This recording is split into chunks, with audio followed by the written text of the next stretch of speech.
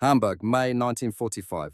A British soldier walked into the ruins carrying something wrapped in cloth. He found Annalisa Weber emerging from a cellar, her 3-year-old son looking more skeleton than a child. The soldier reached into his coat. She tensed. What was he pulling? Instead of a weapon, he handed her bread. Half a loaf and 4 ounces of cheese, his own ration from yesterday. "For your children," he said. She stared at him. This was her enemy. The man whose country had bombed her city into rubble. The man whose military had conquered Germany just days ago. Why? She asked. His answer would save thousands of lives. This is the story of what happened when one soldier decided regulations mattered less than hunger. When a German mother trusted an enemy's kindness. And when that single act of sharing food transformed into something neither of them could have imagined. First, you'll discover how Annalisa Weber went from begging for scraps to rejection by the very system meant to help her, and why the British soldier who turned her away couldn't forget her face. Then you'll hear how breaking military regulations to save one dying child triggered a fight that went up the chain of command, forcing officers to choose between procedure and conscience. And finally, you'll understand how an unauthorized act of mercy became official policy across the entire British occupation zone, proving that sometimes the most important revolutions start with sharing what you have when someone is desperate. This isn't a story about systems working properly. It's about what happens when individuals decide systems aren't good enough. Let me take you back to May 10th, 1945, 2 days after Germany surrendered. Annalisa Weber was 27 years old. Widowed, mother to 5-year-old Liesel and 3-year-old Max. She'd been living in a cellar with 40 other people since the firebombing destroyed her apartment building. Everything she owned had burned. Clothes, documents, the food rations she'd been hoarding for weeks.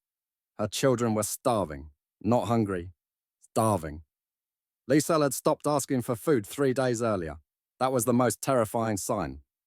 When a 5-year-old stops asking for food, it means they're too weak to ask. So Annalisa made a decision. She would go to the British aid station 3 blocks away. She would beg if necessary. Pride was a luxury she couldn't afford. The journey took 20 minutes. Not because of distance, but because starvation had made her body move in slow motion, conserving energy it didn't have. At the aid station, British soldiers sat behind tables, distributing supplies to lines of Germans, who waited with the patience of the desperate. Everyone had papers, documents, certificates, authorizations. Annalisa had nothing. Her papers had burned with everything else. She approached a young corporal standing guard, maybe 23 years old, rifle slung over his shoulder. In halting English learned from school years ago, she said, "Please, sir, my children, no food. Please help." The soldier looked at her with an expression she couldn't read. "You need to register. Get authorization papers. Then you can receive rations." "Where? How?" "Registration center, 2 miles east." "Bring identification documents." "I have no documents. Burned in fire, my home." The soldier's expression shifted. Not to cruelty, but to exhausted sympathy. Someone who'd heard this story 100 times and could do nothing about it. "I'm sorry, I'm without documents, without registration, I can't authorize distribution. Those are the regulations." "But my children?" "I'm sorry." He turned away. Annalisa walked back to the cellar empty-handed. That evening, she didn't sleep. She lay on the floor staring at darkness, trying to figure out what to do next. Her son Max was whimpering in his sleep. A sound that had become a background noise. The system existed, but she couldn't access it. The food existed, but she couldn't obtain it. Her children were dying, and the regulations wouldn't bend. The next day, something impossible happened. The British soldier, Corporal James Mitchell, though Annalisa didn't know his name yet, did something he wasn't supposed to do. He walked away from his post and into the ruins of Hamburg, following a rough mental map of where the German woman had come from. He found her by chance, saw her emerging from a cellar entrance, carrying Max. "Frau," he called out, "the woman from yesterday." She turned, startled. What did he want? Why had he followed her? Mitchell approached slowly, hands visible. He reached into his coat and pulled out bread, half a loaf and 4 ounces of cheese. He handed it to her. For your children, my ration from yesterday, I didn't eat it. Annalisa stared at him, not understanding. Why? Mitchell was quiet for a moment. Because I have a sister. She's 5. If Britain had lost, if she was starving, I'd want someone to help her, even if that someone was German. That's when everything Annalisa thought she understood about enemies began to crack. You've just heard how one soldier chose to see children as children, rather than as enemy civilians. How he gave his own food to people he had no reason to help. If you're the kind of person who wants to hear stories like this, stories about individuals who refuse to accept that regulations mattered more than humanity, then you're exactly who we make these videos for. Every week we dig into the archives and uncover what really happened when the cameras stop rolling. When the official history gets written, these moments often disappear. Hit subscribe so you don't miss the next one. Now let me tell you what happened when Mitchell came back. 2 days later, May 13th, Mitchell returned. Same time, same location. This time he brought more bread, canned meat, powdered milk, not just his ration, part of another ration he'd traded for. I told my mates about your children, he explained. 3 of them contributed. Annalisa tried to find words. I don't understand. Why help? Mitchell shrugged. Because helping is a choice, and we can choose to be more than what the war made us. Over the next week, Mitchell came 3 more times, each time with food. Each time explaining that he couldn't do it officially, that regulations prohibited fraternization and unauthorized distribution, that he was technically violating orders. But each time he came anyway. Here's what makes this remarkable. Mitchell wasn't acting alone anymore. He had told other soldiers about Annalisa's children, and those soldiers had made the same choice he did. They gave up parts of their own rations so that German children, enemy children, could eat. Think about what that means. These were men who had fought against Germany for years, who'd seen friends die, who'd liberated concentration camps, and witnessed horrors that would haunt them forever. They had every reason to hate. Instead, they chose to help. But food alone wasn't enough.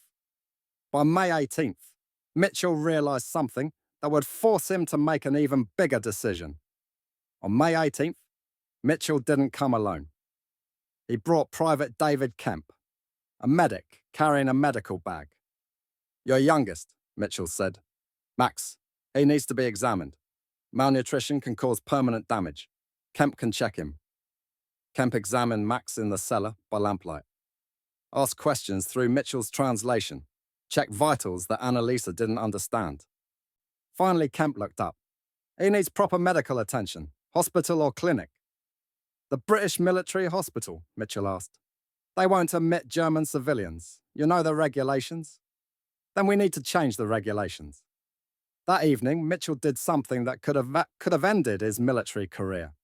He went to his commanding officer, Captain Robert Thornhill, with a request. Sir, I need to report a situation requiring medical intervention. Go on. German civilian, child age 3, severe malnutrition, possible organ damage. Needs hospitalization. Thornhill looked up from his paperwork. There are German hospitals. Not functional in this sector, sir. No supplies, no staff. The child needs immediate care or he'll die. Mitchell, we can't admit German civilians to military medical facilities. The regulations, I know the regulations, sir. I'm requesting authorization to make an exception based on humanitarian grounds. Thornhill studied him. You've been giving your rations to German civilians, haven't you? Mitchell didn't deny it. Yes, sir. That's against regulations. Yes, sir, I'm aware. Silence filled the office. Then Thornhill asked the question that mattered. Why? Mitchell took a breath. Because they're starving, sir. Because the children didn't start this war. Because if we're supposed to be better than the Nazis, we have to act like it. Thornhill set down his pen. You understand that admitting German civilians to military medical facilities sets a precedent. That if we do it once, we'll have to justify why we don't do it every time. Yes, sir. Maybe that's not a bad precedent. Thornhill considered this. Then he pulled out request forms. Write it up. Medical emergency, humanitarian exception recommended by unit medic. I'll forward it up the chain. But Mitchell, if this comes back on you, I can only protect you so much. Understood, sir. The request went up the chain of command.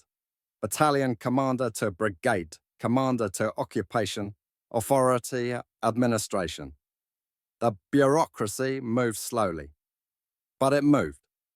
Perhaps because the war was over and people were reassessing what mercy looked like. Perhaps because individual officers made individual decisions that added up to something bigger than any single choice. On May 20th, authorization came through.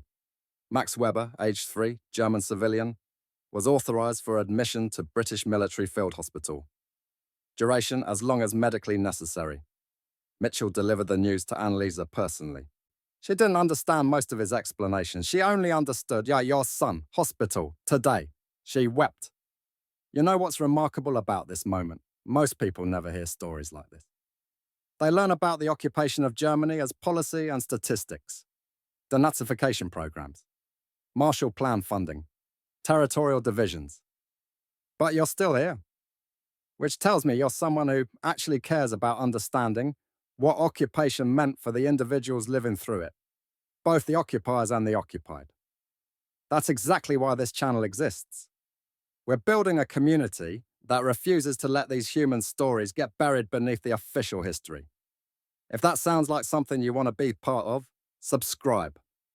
Now let me tell you what happened when Max arrived at that British military hospital. The transport to the field hospital took 30 minutes.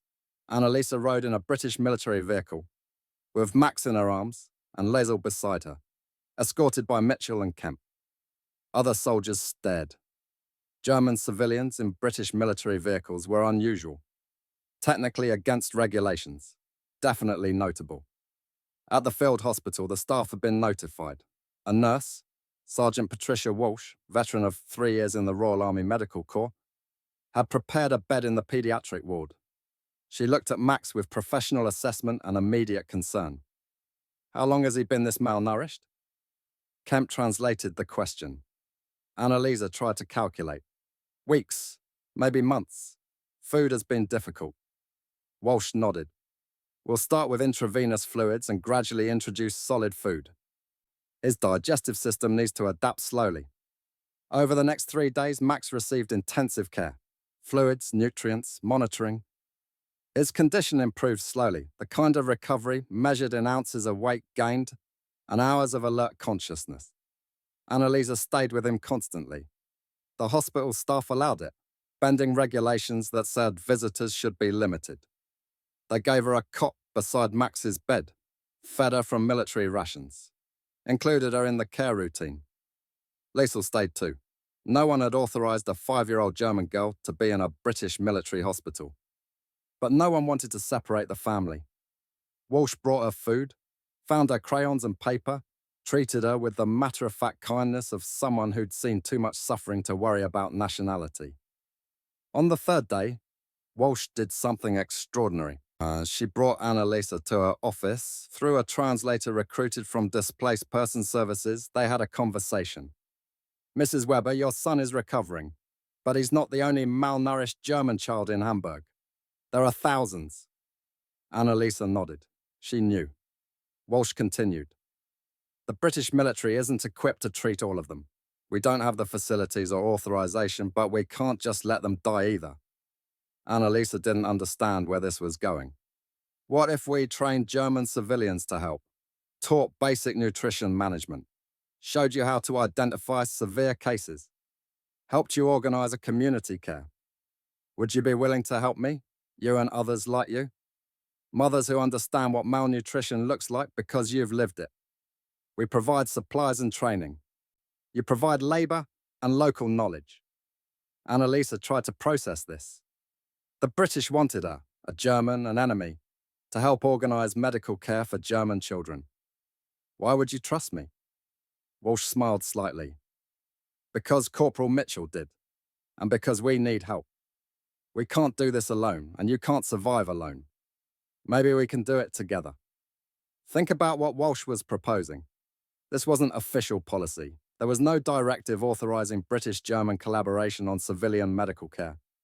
No bureaucratic framework for training enemy civilians to provide healthcare. But Walsh looked at the situation and saw something the regulations didn't account for. Thousands of children dying whilst perfectly capable German mothers watched helplessly. And British medical personnel stretched too thin to help everyone who needed it. The solution was obvious. Partner with the people who knew their own communities, train them, supply them, work together. But obvious solutions aren't always permitted solutions. Walsh didn't care. She decided to create the program anyway. The program started small. Walsh, Mitchell, Kemp, and 5 German mothers, including Annalisa. They met in the field hospital, learned basic medical concepts through translation and demonstration, received supplies from British military stores. Then they went into the ruins, into cellars and destroyed buildings, and makeshift shelters where German families were starving. They identified children who needed immediate hospitalization, provided basic nutrition guidance to families, distributed supplies that British military had authorized for humanitarian purposes. The program was technically unauthorized. No formal policy existed for British-German collaboration on civilian medical care. But it existed anyway, created by individuals who decided that regulations mattered less than children dying. Over the next month, the program expanded. More British soldiers volunteered. Medics, supply officers, translators, more German mothers joined. Word spread through survivor networks that help was available. That the British weren't just conquerors but could be collaborators. By June 1945, the informal program had treated over 300 malnourished German children in Hamburg's British occupation zone. Not cured. Malnutrition wasn't something you cured quickly, but stabilized. Given enough nutrition to survive, connected with ongoing support. And then something remarkable happened. In July, the program was officially recognized. The British military government issued a directive. Local German civilian volunteers may be utilized for humanitarian medical assistance under British military supervision. Programs should focus on vulnerable populations, including children, elderly, and disabled persons. The directive was distributed throughout the British occupation zone. It became policy, what had started with Mitchell giving his ration to Annalisa, what had continued with Walsh deciding to train German civilians, what had operated in bureaucratic grey areas for months. All of it suddenly became official. Walsh wrote a report that was later cited in occupation policy studies. Medical necessity and humanitarian obligations sometimes require flexibility in applying military regulations. The Hamburg Child Nutrition Program demonstrates that former enemies can work together when the goal is preservation of life. Mitchell received a commendation, not for the unauthorized ration distribution, which was quietly overlooked, but for initiative in establishing civilian liaison for humanitarian medical assistance. He was promoted to sergeant. Annalisa became the program's primary German coordinator. She worked with British military medical staff, trained new German volunteers, helped identify communities that needed assistance. She was paid nothing.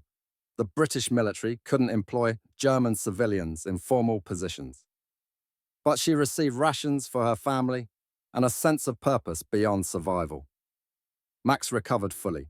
By August, he'd gained weight, regained energy, transformed from skeleton child to normal 3-year-old. One soldier had shared his bread. One nurse had chosen to train former enemies. One mother had trusted kindness from an unexpected source. And thousands of children lived who would have died. We've just seen how individual choices transformed into systematic change, how an unauthorized act of mercy became official policy across an entire occupation zone. But this story doesn't end in 1945. Because the relationship between Mitchell and Annalisa continued for decades, and what it reveals about maintaining humanity in war's aftermath will surprise you. Stay with me. In September 1945, Annalisa received something unexpected. A letter from Mitchell, who had been transferred to a different unit, delivered through official military mail. Translated by someone in the chain. Dear Mrs. Weber, I hope this letter finds you and your children in continued good health. I wanted you to know that what started with sharing my ration led to something much bigger than either of us expected. I've been reassigned to help establish similar programs in other cities. What we created in Hamburg is being replicated throughout the British zone. Thousands of children are being helped because you were willing to trust an enemy soldier's kindness. Thank you for showing me that helping matters, that individual actions can change systems, that former enemies can become partners when the goal is worthy. Take care of Max and Liesel. They're lucky to have you. With respect, James Mitchell. Sergeant Annalisa kept the letter folded carefully, stored with the few possessions she'd managed to accumulate since the fire. She read it repeatedly, trying to understand how a moment of desperate begging had transformed into systematic humanitarian collaboration. She wrote a response. Dear Sergeant Mitchell, thank you for seeing my children as children rather than as enemies. Thank you for choosing to help when regulations said you shouldn't. Thank you for starting something that saved not just my children, but hundreds of others. I was told the British would show no mercy. You showed me that individuals can choose mercy even when systems don't demand it. That choosing to help can create change. Any single act I will tell my children about you for the rest of my life. I will teach them that enemies in war can become partners in peace. That humanity is always a choice. With gratitude I cannot fully express. Annalisa Weber. The correspondence continued for 2 years. Mitchell and Annalisa exchanged letters regularly, documenting the expansion of the nutrition program, sharing stories of children saved, discussing the strange transition from war to peace, and how individuals navigated that transition. In 1947, the British military government transitioned control of humanitarian programs to German civilian authorities. The occupation was ending slowly. Germans were being given responsibility for rebuilding their own society. Annalisa was hired by the Hamburg Public Health Department, one of the first German civilians to be employed in official capacity after the war. She continued the work she'd started with British military medical staff, now under German administration. Mitchell returned to Britain in 1948. He became a social worker in Liverpool, specializing in programs for vulnerable children. He told everyone who asked that he had learned his approach in Hamburg, that the best way to help communities was to partner with them rather than impose solutions on them. In 1952, Mitchell visited Hamburg. Annalisa had written inviting him to see how the program had evolved. They met in the Public Health Department office, a far cry from the ruins and cellars of 1945. You've built something remarkable, Mitchell said. Annalisa shook her head. We built it. You started it by refusing to accept that regulations mattered more than hunger. But you trusted me. That was the harder part. You stopped being my enemy when you shared your bread. You became something else, a person who cared enough to act. They toured Hamburg together. Mitchell, Annalisa, and her children, now 10 and 8, healthy and thriving. They saw the city rebuilding. Saw the programs that had grown from that first desperate encounter. Saw evidence that collaboration between former enemies could create lasting change. Mitchell met Max, who had no memory of nearly dying from malnutrition, who was now a normal 8-year-old obsessed with football. Mitchell knelt down to the boy's level. Your mother is a remarkable person. She helps save a lot of children. Max looked confused. Mama just does her job. Her job is important, remember that. Mitchell and Annalisa corresponded for 23 years. Their letters became less frequent as life got busy. Mitchell married, had children, built a career. Annalisa remarried in 1954, expanded her family, continued her work in public health. But they never lost contact. In 1968, Mitchell returned to Hamburg for a conference on community health programs. Annalisa attended, now a senior administrator in Hamburg's public health system. They sat together during presentations. Two elderly people who'd once been enemies, now colleagues in a shared profession. Do you remember what you said? Annalisa asked during a break. That first day when you brought bread, I said something about my sister, about hoping someone would help her if Britain had lost. You said helping is a choice, that we can choose to be more than what the war made us. Did we succeed? Annalisa gestured at the conference, at the presentations about community health programs, at the evidence of systematic care for vulnerable populations. We're here, our children are alive, the programs exist. I'd say we succeeded. James Mitchell died in 1971 at age 49, unexpectedly from a heart attack. His obituary mentioned a career in social work, his service in the war, his pioneering work in community-based health programs. It mentioned that he'd been recognized by the German government in 1965 for his contributions to post-war humanitarian efforts. But his family knew the fuller story. His daughter told it at his funeral. How her father had given his rations to a starving German woman and her children. How he'd fought regulations to get a German child into a British military hospital. How he'd helped create a collaboration model that had saved thousands of children. How he'd demonstrated that individual choice to help could transform into systematic change.